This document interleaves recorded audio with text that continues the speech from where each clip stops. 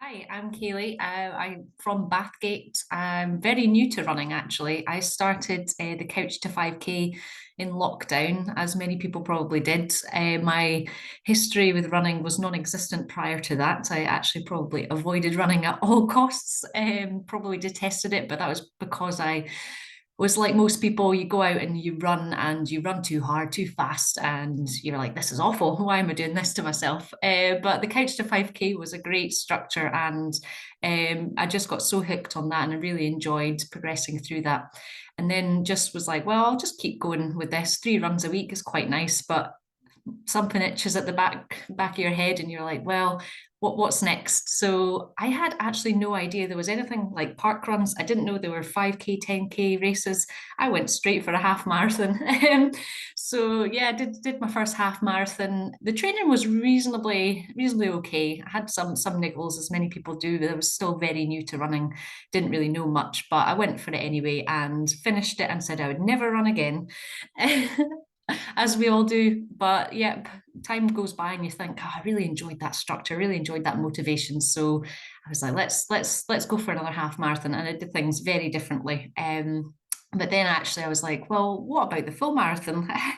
Let's just escalate to that. So that's what I did. I signed up for my first full marathon. It was the Loch Ness Marathon in October 2022 it would have been. And the half marathon, the second half marathon I signed up for just slotted in nicely to the training. So I did Hal Higdon's beginners marathon training block, which was very much just time on feet based. There was no speed workouts, which was exactly what I wanted because for me, I just didn't enjoy that side of things. I just enjoyed plodding along, going a nice easy pace, getting the time on feet and just being outdoors. So that plan worked for me very well. And yeah, that was me, my first marathon under my belt, just over a year ago now.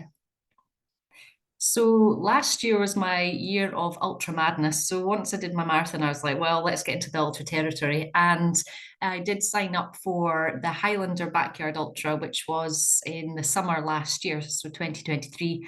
And I only found out about backyard ultras because, as fate would have it, I was at an event and sat next to me was Karen Nichol, who, as humble as she is, we got talking about backyards. I said I was quite interested in it, and she had only just got the assist at Rasselbock just a few weeks prior. Never told me any of this. She just said how good the event was and you should go for it, blah, blah, blah. So that night I went home and I signed up for the Rasselbock one. But between then, I was like, well, I need to get the experience in. So I signed up for the Highlander at Blair Athol Castle in the summertime. And just thought it was the best event I've ever done. It was just like a party atmosphere. It's just so good. Chatting to the same folk that you see in the loops, and then obviously as times pass, you sort of start talking to other folk, and it was just a fantastic day. Absolutely loved it. So I stopped at 12 yards. So 50 miles. That was my target in my head, and I didn't want to push it too much because I had another ultra a few weeks later.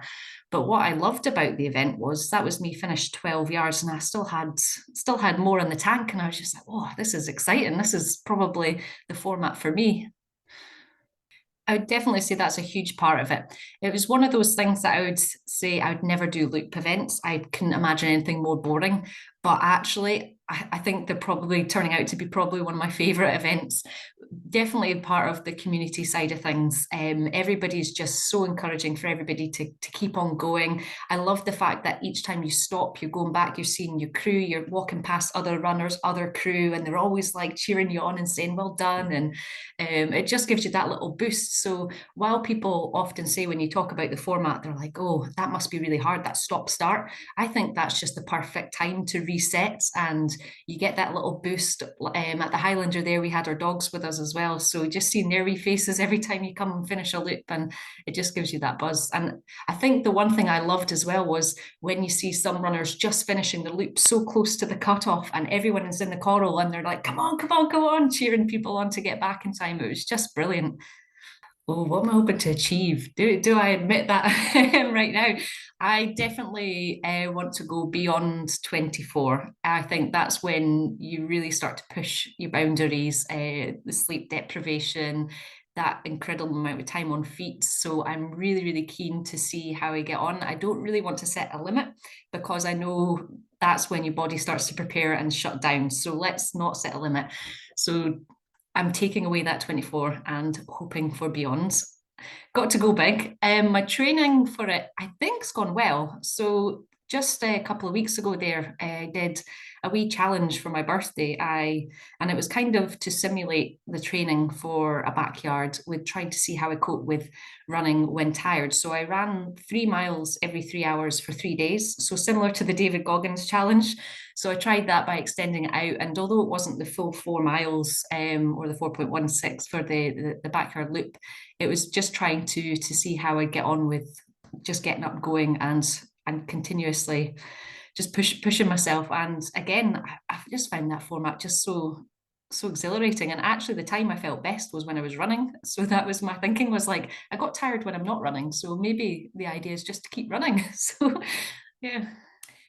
I'm very excited to see Vic Owens and Gavin King this weekend. I stumbled across them just through their Instagram We Run Bright clothing.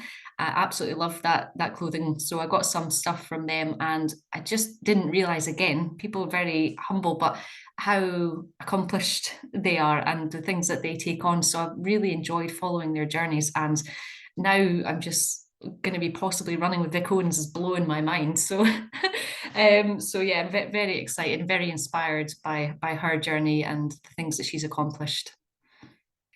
I think the one thing I really stands out the last backyard was the ability to encourage others to take on more than what they think. So it's that same thing of the limiting factor. So there was quite a few folk there that had done the Highlander the previous year, and they were just dead determined to beat that record. And they set their targets, and they're like, I'm just quite keen to finish this yard 12 and then be done. And I was like, well, why just stop at then? Why not do another yard and then at least then be timed out? And you just saw the cogs going then. And they actually, I was actually, I didn't do that. I was a bit of a hypocrite myself. So I stopped at the 12 and I was like, ah. But what happened was it did encourage them, and they did get their 13th yard. So they didn't time out. They still clocked that last one.